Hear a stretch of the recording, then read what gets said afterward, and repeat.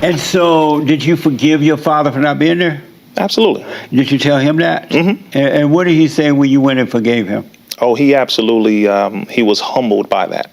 He was humbled by it because he didn't feel like he deserved it. But then again, he was there as often as he could be. It wasn't too often, but he was there in and out. You know, but no, we've definitely reconciled. We have conversations. I just spoke with him yesterday. Oh, really? Absolutely. He's a great man. And did you forgive your mother for the things she did wrong to you? If anything was done, absolutely. Simple. And you told her? Absolutely. You told your mother you forgive her? And how did she react to that? Oh, she loved it. And she said the same thing. She said, I apologize if there's anything. And she said, I forgive you for anything that I've done. Matter of fact, we've had plenty of conversations like that. Plenty. And my mother actually transitioned 2 years ago. Oh, because your mother's a Muslim, huh? Oh, okay. And so because most mothers would not admit that they were wrong. Oh, I don't know most mothers. Especially black mothers. They're like, this is your father. Oh, really? Don't blame me. I did the best I could do. Some do that for sure. They always blame everybody else. Some do that for sure, but I know a lot that don't do that. The hardest thing in the world for a woman to do is to admit that she's wrong. Men and women for sure. Have you noticed that about women? Definitely. And men too, but I've noticed that about women for sure. Accountability is a very big word that a lot of people don't want to face. Sure is. Why is that? It's painful to find out that you were wrong about something. Yeah. It's ego for a lot of people. Oh, ego. Ego is big, you know, which that's a big thing, man. I don't want to know that I was wrong, and I definitely don't want you to know, and I don't want you to say it to nobody because I don't want to get embarrassed. That's ego. Ego is big, man. You know, we all have to humble ourselves. I've been wrong plenty of times. Yeah. I need to be able to be humble and look at it. Are you overcoming your ego? All day long. And how do you know you're overcoming? For others who would like to overcome, how do you know you're overcoming your ego? You have to look at yourself every day and test your maturity when people come at you with things that you are doing or not doing and how you respond to it. See, how we respond, as Minister Farrakhan said, demonstrates our level of maturity. How you respond. If somebody says, give me an example of how you respond. If you say, well, Rizza, you know, I don't like that you did this to me yesterday, or you lied on me. Now, if I respond like, man, I ain't lied on you. Shut up, man. You crazy, Jesse. My ego is big. My maturity is low. But if I said, I did that? Oh, I'm sorry about that, man. I didn't even mean to do that. You know what? I'm sorry about that. Ego is low. Maturity is high. Amazing. So it's how we respond to things. And do you ever get angry? Yeah, definitely. Living in a world like this, Jesse? Yes.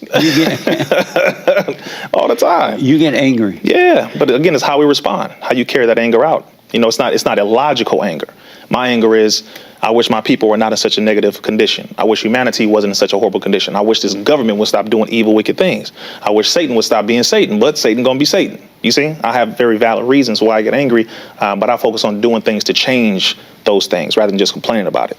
So is anger of evil or of good? Anger is simply a response, but again, it's what you do through it. Because you can become angry or upset about something, but what you do with it will determine whether or not you do something evil or good. See, that's where the self-control comes in. You have to exercise that. You know, we can become angry or irritated by things, whatever it is. We don't have enough money. Somebody cheated on us. We got lied on. Okay, that can make you upset. But what are you going to do with that upset, irritation, anger, etc.? What are you going to do? Are you going to do something negative? You going to hurt somebody? Or are you going to look at yourself, back up and say, okay, how can I solve this problem?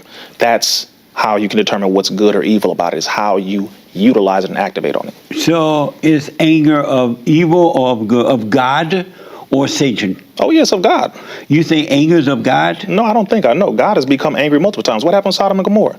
What happened with Ad and Thamud and different parts of the planet where God became angry and destroyed whole nations of people? And so you do know that, right? That's the book, Jesse. You're basing that on... That's the Bible, that's the Quran, that's history. Are you basing God's anger on human nature's anger? Human beings' anger? No, I'm basing it off of the book because of what he said. He was displeased with what humanity had done, violating his rules, violating his laws, violating the principles. Like you said, the fallen state is because of things that people did to violate God's rules, authority, laws, principles, etc. So he became displeased with him, therefore angry. Therefore, he carried out his judgment based upon all that. Same thing that happens today. So you believe that anger is good? Hey, big salute, family. This your brother K. Judah, giving all praise to the Most High Yah and faith in Yahshua HaMashiach. Family, what's your perspective on Jesse Lee Peterson? When you hear this man speak, what's your perspective of this man? Because I have never heard this man say anything good about his own people. I have only heard this man put down his own people. His platform grew big by putting down his own people. So what's y'all perspective, man? Leave me some comments.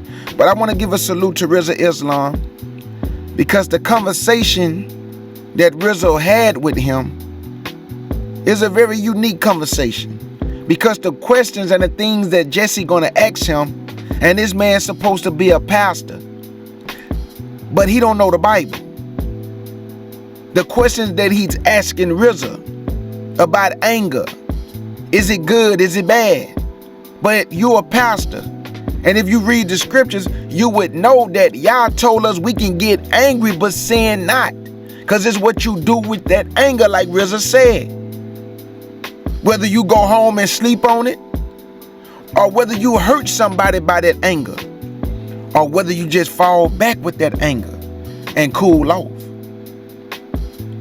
So just leave me some comments and give me y'all perspective of this man, but I have never heard the man say nothing positive about his sisters or his brothers. It's only negative. No, I believe anger has a purpose, but how you activate on that anger determines whether or not it's good or bad. But God said that anyone that has anger is a murderer. That nigga lying. And that you should never trust an angry person. What scripture is that? And it's in the Bible. I don't know. If you don't know where? You saw that those Christians. Where's Christian? But You don't know what scripture, y'all. Look it up. I'll look it up for sure. Y'all look it up too, please. Yeah. Right now. God said that anyone that has anger is a murderer. Y'all see what I mean? The Bible don't even say that. The Bible say he who hate his brother is a murderer. He who hate his sister is a murderer. Or if a sister hate another sister, you are a murderer. He never said if you get angry, you're a murderer. Is this man drunk? Like, this man just say anything, family. And these are the type of platforms that people like.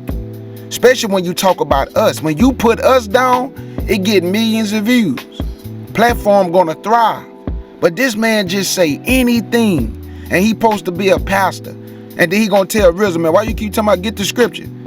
Man, I'm telling y'all, family, this why, I don't listen to him on a daily basis. But because he interviewed Rizza, I listened to the whole interview. And I was just listening to a lot of key points that Rizza was making, and Jesse didn't know what he was talking about, y'all. He just saying anything. It's nowhere in the Bible, if you get angry, you're a murderer. If you hate your brother or your sister, or if you hate your sister and your brother, you are a murderer. That's what the Bible say. This man here just say anything. And that you should never trust an angry person. Have you noticed that you can never trust an angry person? At some point, they're going to turn on you. Well, you know, yeah, when you're angry, you don't make logical decisions when people are angry. Right. When they're angry, yeah. So that's a very wise thing. Anger is good and of God. Why would God said never trust an angry person, and anyone that has anger is a murderer? Man, that's an interesting scripture. So make sure y'all look up that scripture, because I need to know. I need to become educated on that. Just please look up that scripture, and then also want to look at all the scriptures where God became angry and executed his judgment based off his anger. Okay. He did murder. God has murdered multiple times. Now, this is the part that my brother Rizza, because of who you are, you have to be very cautious and careful. Yah and his son Yahshua has never murdered anyone. Let me say that again. Yah, our Elohim, and his son Yahshua, they have never murdered anyone. The Bible say that Yah kill and make alive. It never said that Yah murder and make alive. Pharaoh is a murderer. There are many people in the Bible that murdered people. But when it comes to Yahweh and Yahshua, they have never murdered anybody. They kill and make alive. They wound and they heal. So I just wanted to put that out there. And I don't think Rizza is saying this intentional. I'm just putting it out there for the world. Yah is not a murderer. Yahshua is not a murderer. A murderer. They kill and make alive. Right. He's also flooded multiple So times. you're not familiar with that? I'm very familiar with God's anger About and what he's done as a result. He said that you can't never trust an angry person. I think you're misinterpreting and scripture, Jesse. An angry person is a murderer. So God's a murderer. So are you saying what I'm asking? You're not familiar with that scripture? Well, you're not either. You didn't tell me which one it was. Where's it at? You're not familiar. I know that you can know the truth without remembering. As a matter of fact, you're better off not remembering the scriptures in your intellect, but from the heart. You're a pastor, right, Jesse? Yes. What kind of pastor? Because you go by the Bible, not in it? I'm sorry? You go by the Bible, not in it. That kind of pastor? Because you just said basically you lead off inspiration. You don't read the book. You just go off of inspiration. You don't need to know the scripture. That's what you just said. You should learn the scripture. You shouldn't? No. Well, say it again. Just sit in that Because when you learn the scripture, it's just become of the intellect. And the intellect and God has nothing to do with one another. So God is an intellectual? Nothing in common. No, God is very mathematic. Go back to... Go ahead, Jesse. God said that anyone that has anger is a murderer, and that an angry person do not trust an angry person. What do you say to that? I'll say that anger is an emotion, and what you do with it will determine whether or not you're good or bad or evil or good. It just depends on what you do, how you activate through the anger. I've been angry many different times, which I'm sure everyone in this room has, but I haven't murdered anyone. I've never killed anyone. So, I hear you, but I need to read that scripture, Jesse, because until I read that scripture, it's just coming from Jesse Lee Peterson. If you have anger, you have murdered them in your heart. No, if you have anger, you have a human emotion. Because you hate them. No. Anyone that has anger has hatred. Anyone has anger has hatred? Of the heart. Where's that in the Bible? Salvation is of the heart, right? Mm-hmm. And if you have not overcome anger, your heart is wicked. Mm-hmm. And a wicked person is a desperate person, and you can never trust him. Oh, so you're talking about a person who literally is angry all the time? No, I'm talking about a person who is angry, period.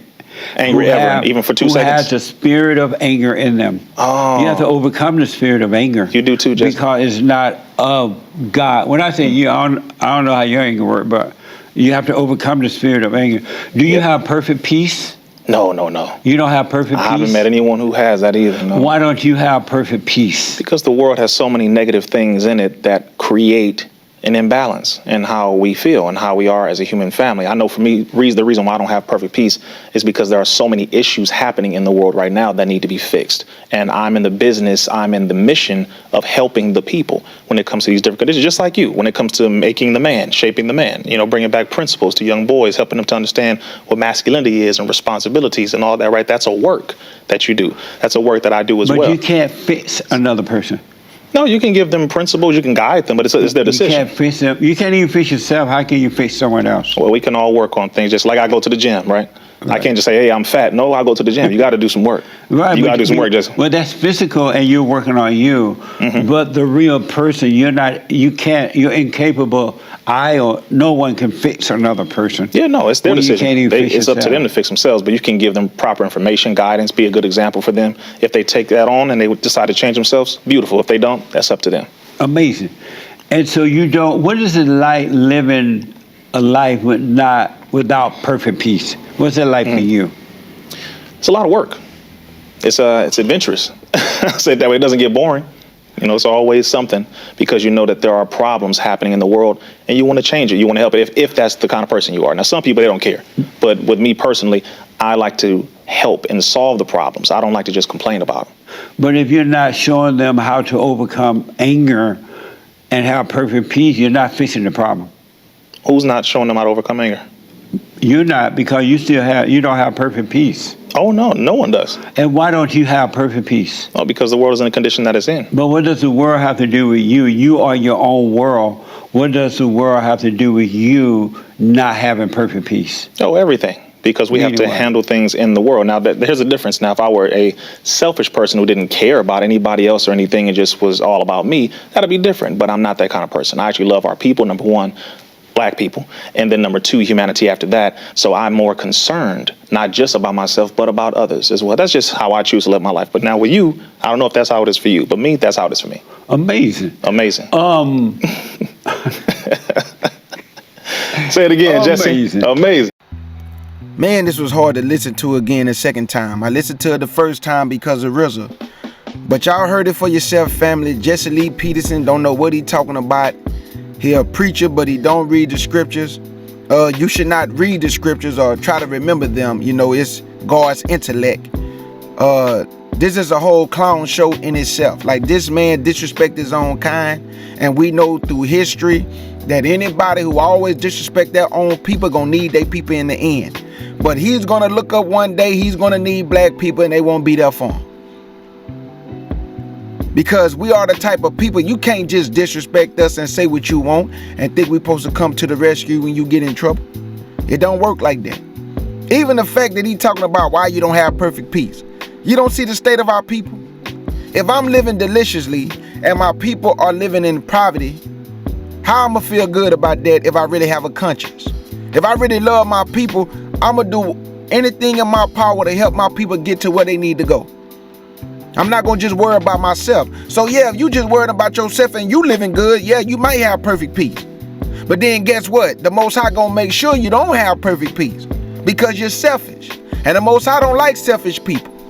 He don't like people walking with their head up in the air in their own pride, thinking that everything is good for you. But then when you see your people and the poor man and the poor woman, you won't even give them a piece of bread. You just walk right past them like it's nothing, like it's their fault they down there.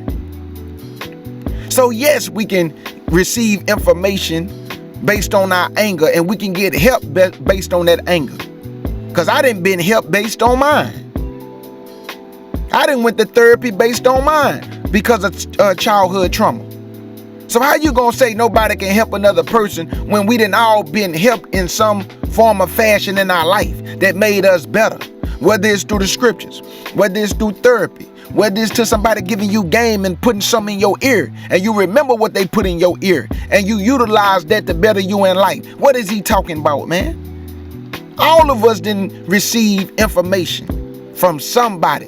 Whether it's your mother, your father, whether it's your therapy, whether it's your teacher, whether it's just somebody on the street, somebody in the store, somebody in church, somebody didn't help you in your life.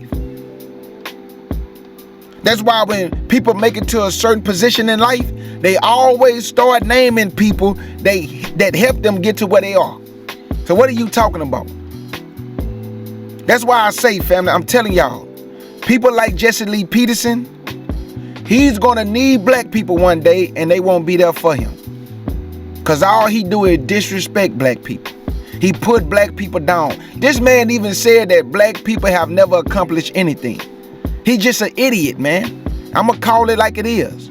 If this man was my dad, I would disown him. I wouldn't talk to him. Now, I wouldn't disrespect him, like talking back and, cursing him out, but I wouldn't deal with this man.